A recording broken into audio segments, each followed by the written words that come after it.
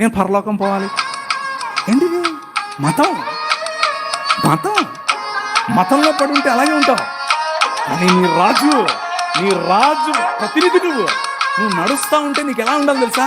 ఇది మా నాయనది, ఈ కాలేజ్ మా నాయనది, ఈ ఊరు మా నాయనది, ఈ దేశం మా నాయనది.